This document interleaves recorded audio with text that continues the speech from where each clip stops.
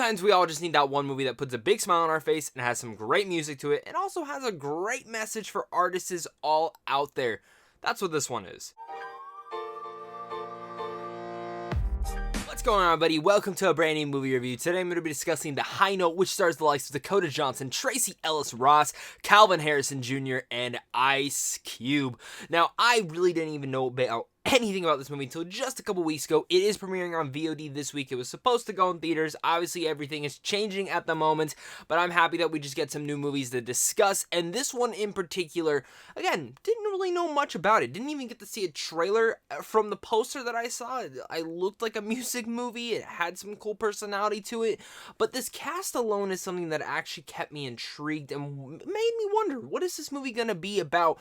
And I'm here to say this movie was actually quite surprising, and it struck a chord with me that I don't know if it's going to strike for everyone, but there's a message in here that made me feel very seen in this world. If you guys are new here though, make sure again hit that like and subscribe, and if you love talking movies, if you want to be a geek like me, hit that button so you guys never miss out on content like this on a daily basis, as well as comment down below your guys' thoughts on this. Are you guys excited for this movie? Are you not? Let's discuss it down there. So The High Note's about a superstar singer and her overworked personal assistant are represented with a choice that could alter the course of both their respective careers. That synopsis alone doesn't really give much to this, and I kind of like that because, again, I didn't know much going into this besides that and seeing the poster and kind of going off of what I would assume this movie to be about. But the thing is, with this cast involved, I mean, Calvin Harrison Jr. has been one of the biggest up-and-coming stars for me, and anything he's appeared in, I've always been intrigued to see what he can do. You have Dakota Johnson as well, who I think is a phenomenal actress, and I think after the 50 Shades stuff, she's really kind of turned around and kind of gone towards more dynamic roles that I've really wanted her to be. And Tracee Ellis Ross, I mean, she's a star. What else would you say about her? Putting them all together in this one movie was one of the more intriguing things about it, because while this film does have all those great stars, the thing that really made me fall for this film was the music and also the message behind this whole entire film. Because as an artist myself, I feel that a lot of us are kind of put down, a lot of us kind of get hit down multiple times, and always are criticized by other people. Always people want us to change, people want us to do this, people want us to do that, and society says that we're supposed to. I kind of like the message that I got from this film was to go about and above that, you know? Tons of us creators and artists, again, get beaten down all the time, and this film kind of represented that in a soft spot for me, and I really liked how they were able to emphasize that enough, and I just felt like I was seen in this film for a little bit, and I think not a lot of films touch on that in such a capability, especially lately at least. I already mentioned the music, but the music is great. I cannot wait for the soundtrack to come out for this, because I'm going to be jamming out to it, because the performances in here with the singing, I don't know how much was auto-tuned, I don't know how much was actually real, but my God, I believe Tracee Ellis Ross can sing. I mean, she's incredible in this as a singer.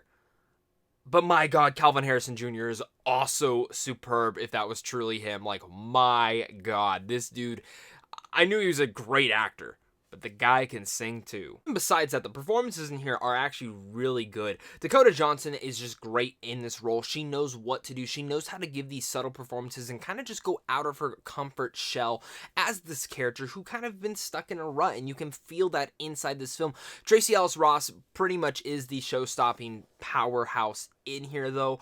I do think as a character, I would have liked to see a little bit more from her, especially for a majority of the film. You just see one side of her until one point, which I kind of get the point of view in doing that, but I think we needed a little bit more from her earlier on to kind of understand everything. But her as an actress was just great, and she killed this role as Gracie Davis. And Calvin Harrison Jr. is, again, I've already mentioned it, he's one of the best actors working today.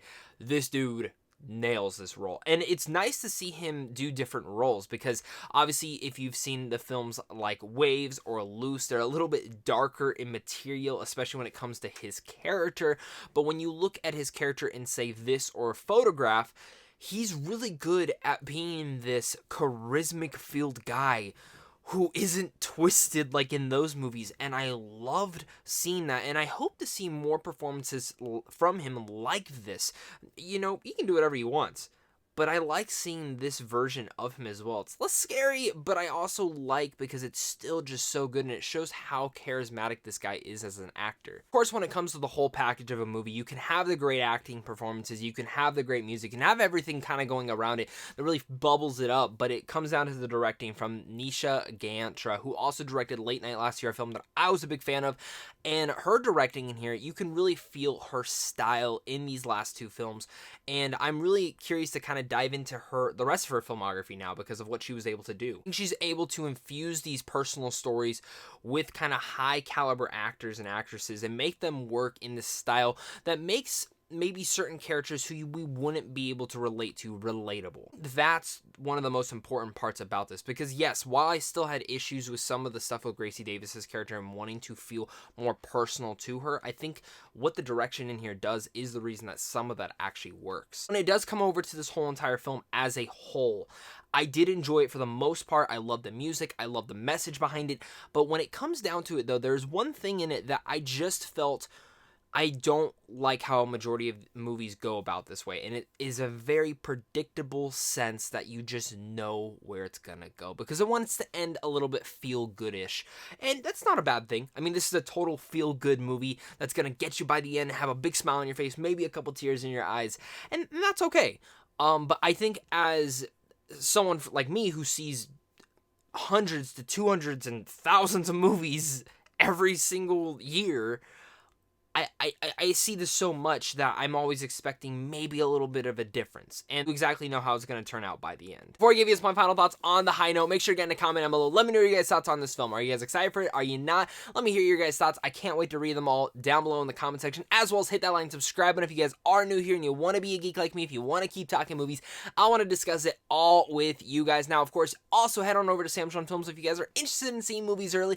And of course, just a big thank you to you and a big thank you to my Patreon supporters, because without you, I wouldn't be able to do this. I know will leave you with a big smile on your face. You will feel fulfilled with this. The music is great. I cannot wait for the soundtrack.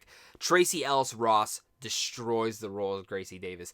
Dakota Johnson is great in here, and I'm loving these roles that she's picking. And Calvin Harrison Jr., my God, what a charismatic guy this is. You know, before this, I saw a little bit of him in the photograph, but I was still kind of terrified of him of the last few roles he was in, but definitely this one solidified him in that category. I cannot wait to see what this guy does next.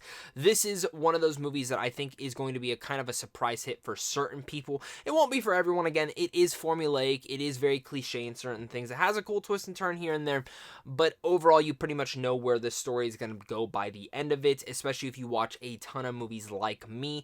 But there's sometimes when you just got to sit back and enjoy a movie and relax and know that like this film wasn't setting out to transcend and redefine the genre, but it was here to put a big smile on your face, to fulfill a message out there that will hit some artists and creators and people who are inspiring to hit their dreams like I am. And that's what this film did for me personally. So with all that said, I'm gonna give The High Note a B. What are your guys' thoughts on The High Note? Make sure to comment down below. Let me know your guys' thoughts. Are you guys excited for it? Have you already seen it? Let's discuss it down below, guys. Thank you guys again so much for watching this, and of course, until next time, stay classy.